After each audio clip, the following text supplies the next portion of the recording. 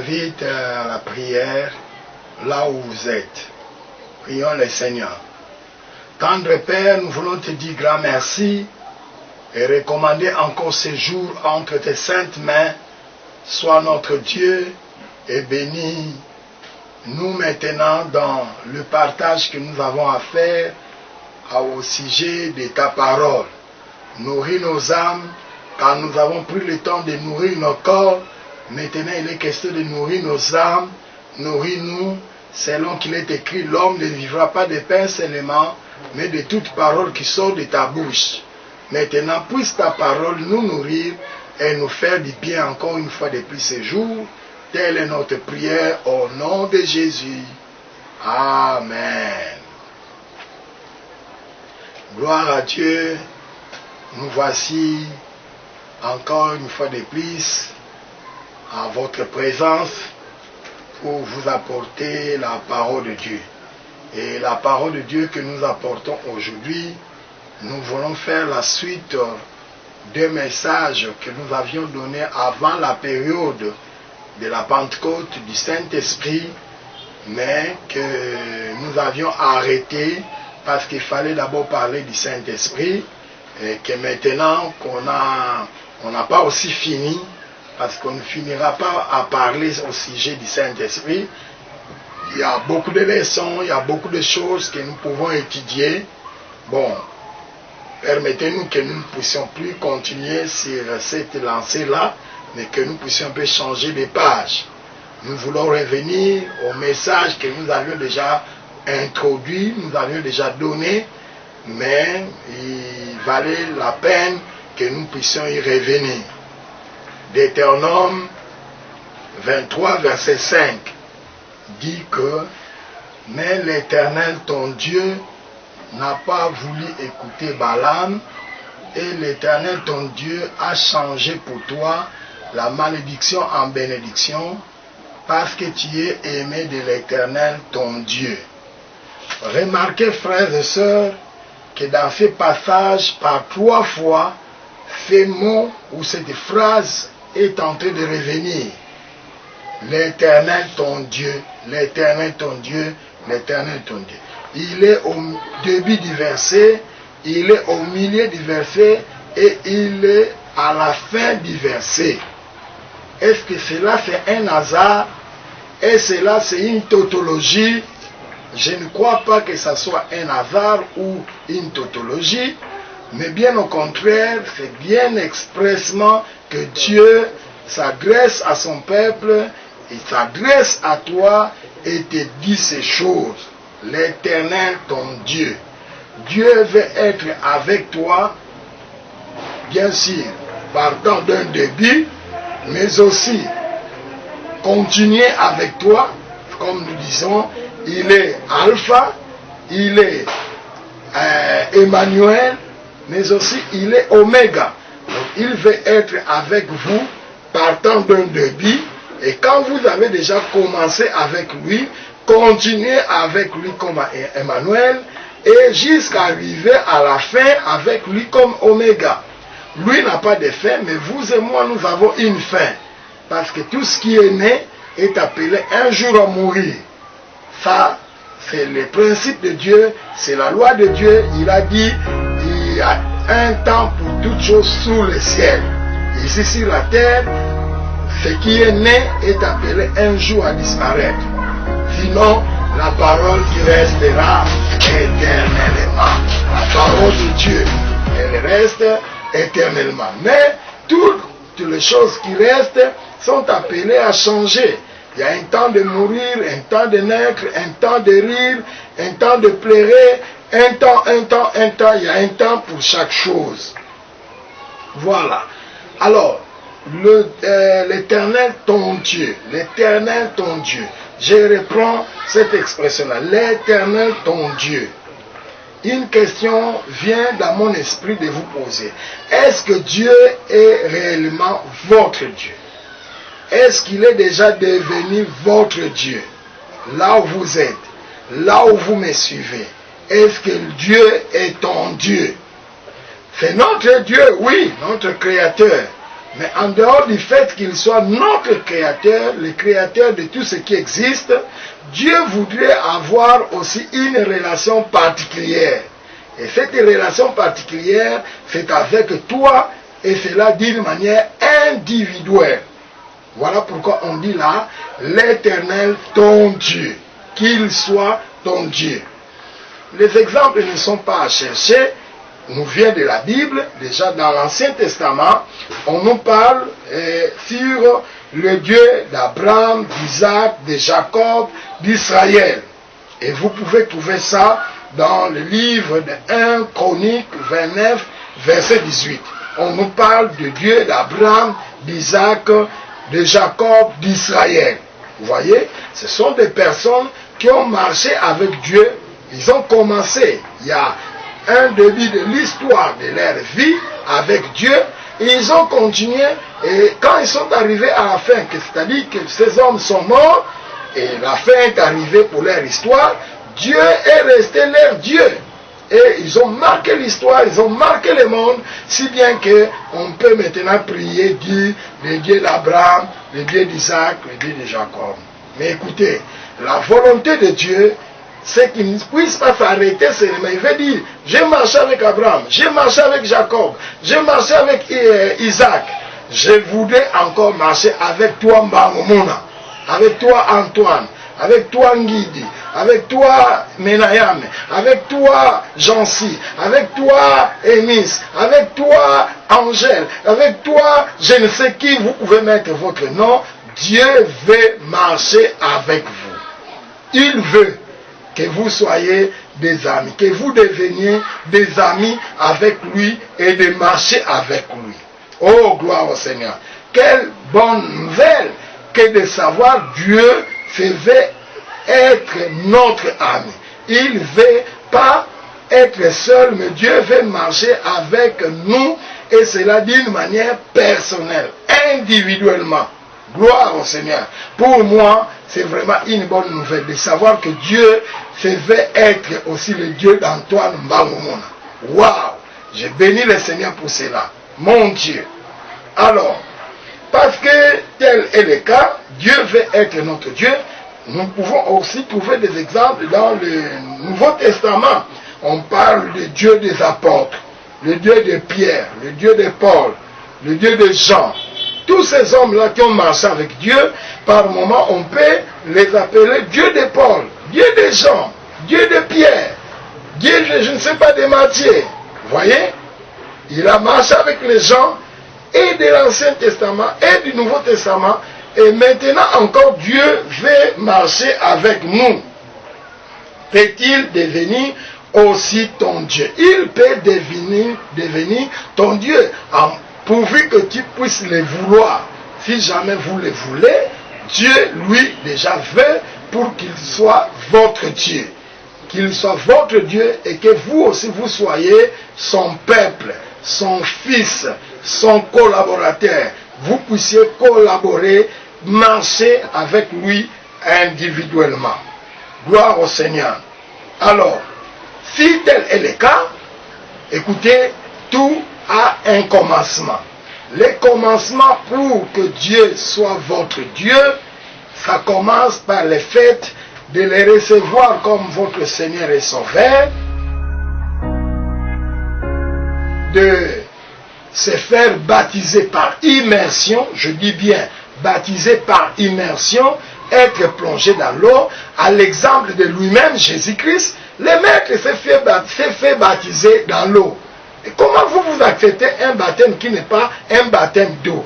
Oh non, on va vous mettre seulement un peu d'eau sur la tête. Oh non, on va vous donner un baptême, c'est-à-dire telle explication, qui n'ont ni tête ni queue. Non, montrez-nous dans la Bible quel est le baptême que Jésus-Christ avait reçu. Jésus avait reçu le baptême par immersion. Il a été plongé dans l'eau. Et vous, vous n'êtes pas plongé dans l'eau. Vous ne voyez pas que vous vous trompez ou on vous a trompé. Et vous vous laissez aussi être trompé. Vous voyez l'exemple de ce papa que j'ai baptisé, qui est venu de lui-même, me demandant qu'il a compris les Écritures, il a compris la parole de Dieu, comment on l'a baptisé, non pas de la manière qu'on avait baptisé Jésus-Christ. Vous voyez, je l'ai, ayant entendu, ayant compris sa compréhension des Écritures, je n'ai pas hésité pour le prendre directement à la place de lui donner encore le catéchisme ou le message sur comment être baptisé, les 12 vérités pentecôtistes, beaucoup de formules. Je l'ai amené directement aux eaux de baptême et puis je l'ai baptisé. Gloire au Seigneur. Alors c'est comme ça que je suis en train de vous exhorter, ne vous laissez pas tromper. Et qu'on ne vous trompe pas.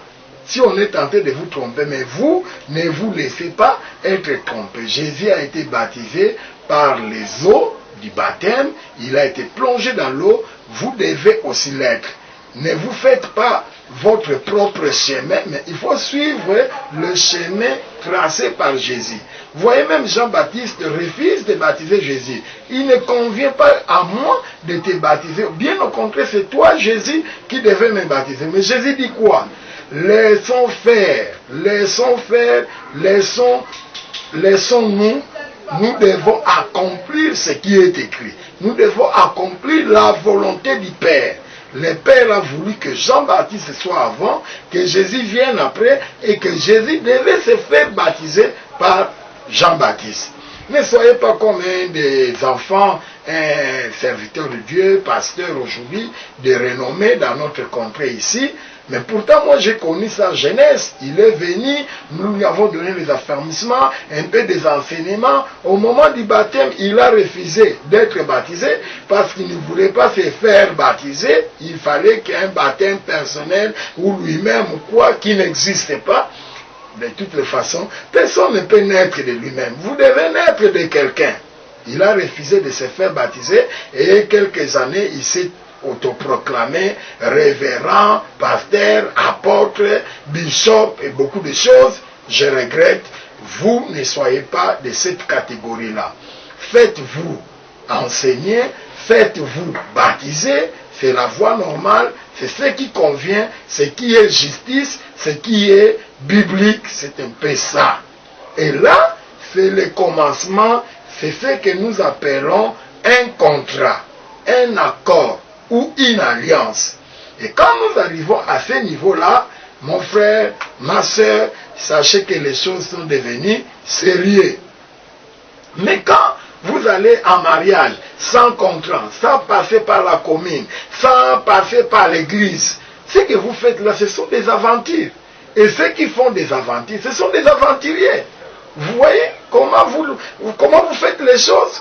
Non, quand il n'y a pas de contrat, vous êtes des aventuriers. Imaginez-vous que vous soyez dans une entreprise, en train de travailler, dans une société, vous êtes là, vous travaillez, des années, sans que vous ayez signé le contrat d'engagement. Vous êtes dans des aventures. Il faut qu'il y ait un contrat. Quand le contrat est là, et que vous signez ce contrat-là, les choses commencent à devenir sérieuses. Alors c'est ainsi. Dans la voie chrétienne, dans la vie chrétienne, il faut commencer par le commencement qui est le fait d'accepter Jésus-Christ comme votre Seigneur et Sauveur, de vous faire baptiser par l'eau, par immersion.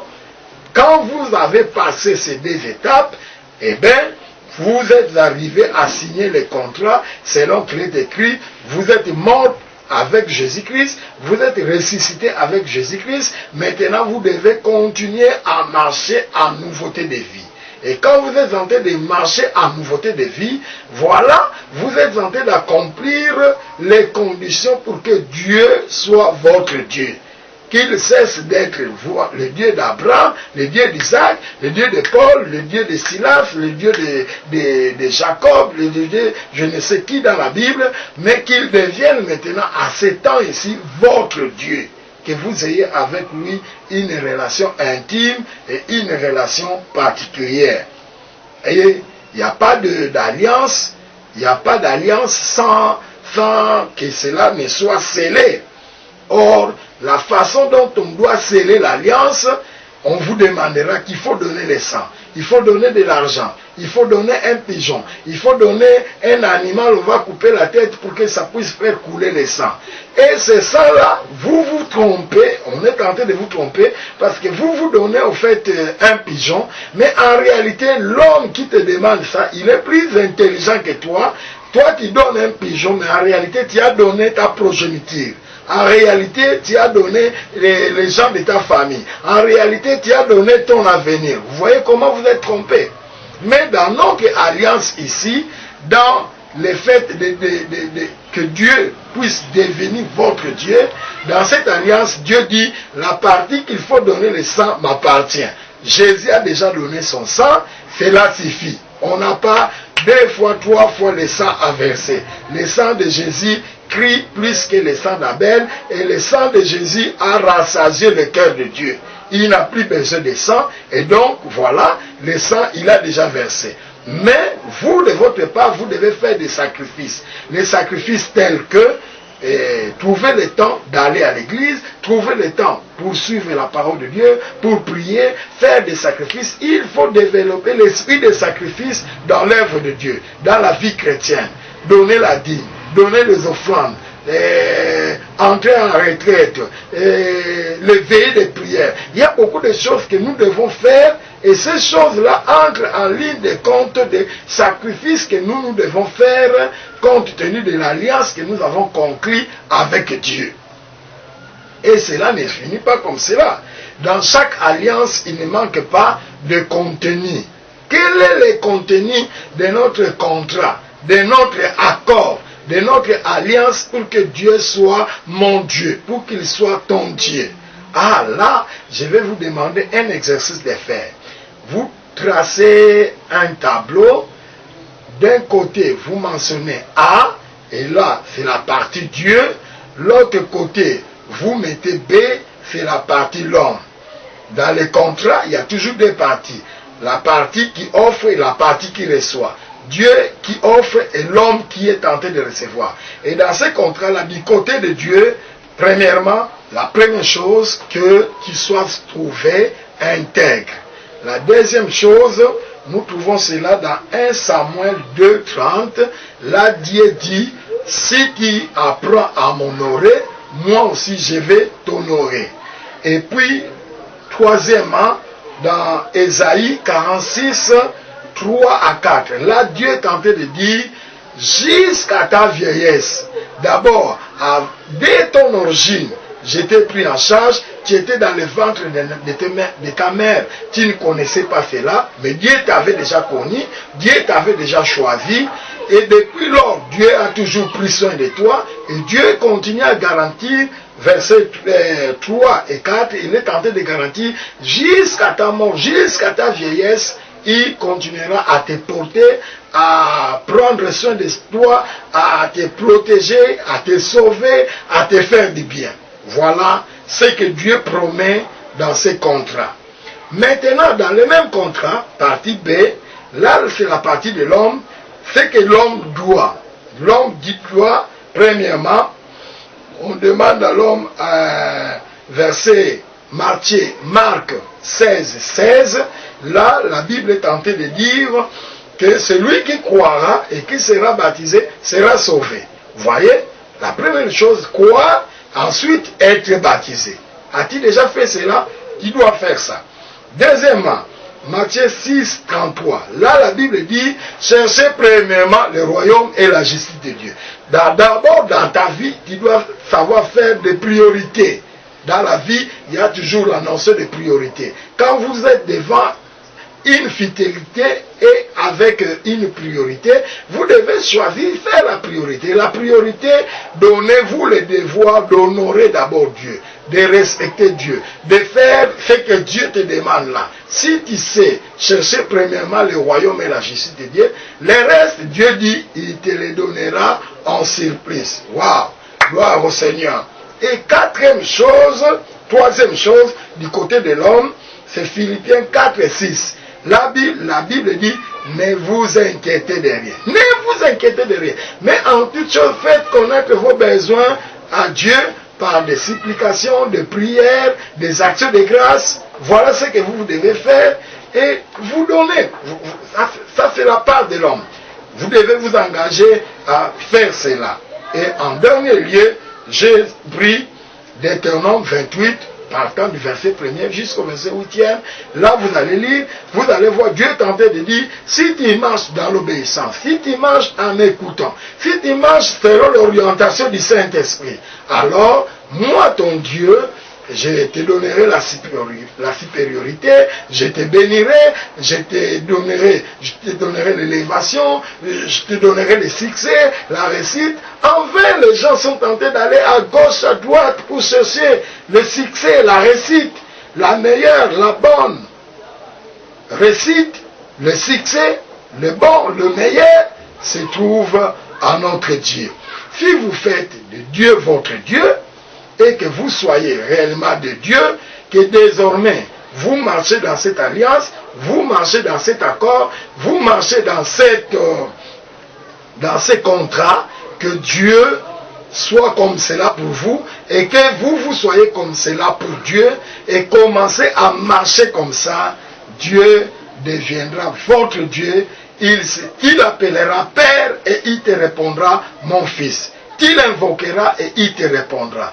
Qui ne demandera même pas, mais à cause de ce contrat-là, Dieu connaît ses devoirs, il fera ses devoirs qui sont vos droits, et vous aussi et moi, nous sommes appelés à faire nos devoirs qui sont aussi nos droits. Nous devons faire ça, et c'est comme ça que ça doit marcher dans la vie. Et ça marche comme ça à gauche, à droite. C'est de la même manière aussi dans la vie chrétienne.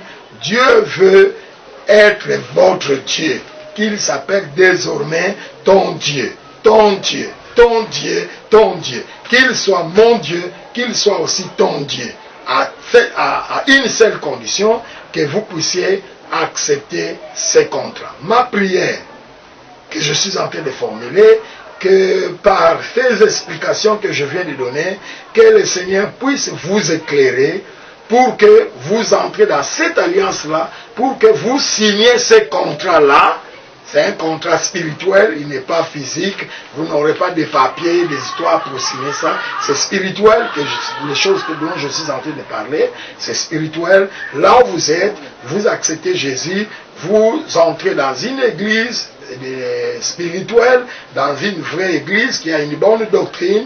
Comme ça, on va vous faire baptiser et désormais marcher selon l'esprit, marcher selon la parole de Dieu, marcher en plaisant à Dieu, en faisant joie à Dieu, et Dieu à son tour fera aussi votre vie. Si vous lui rendez sa joie parfaite, Dieu vous fera aussi que vous aussi puissiez vous retrouver. Que Dieu vous bénisse de partout où vous nous suivez. Sachez que nous vous aimons et que tout ce que le Seigneur est en train de déposer dans notre cœur, nous sommes prêts à vous le donner. Que ces messages vous aident, nous aident, que désormais Dieu devienne ton Dieu, qu'il commence à être appelé par ton nom, ton Dieu, qu'il soit mon Dieu. Que Dieu vous bénisse. Merci.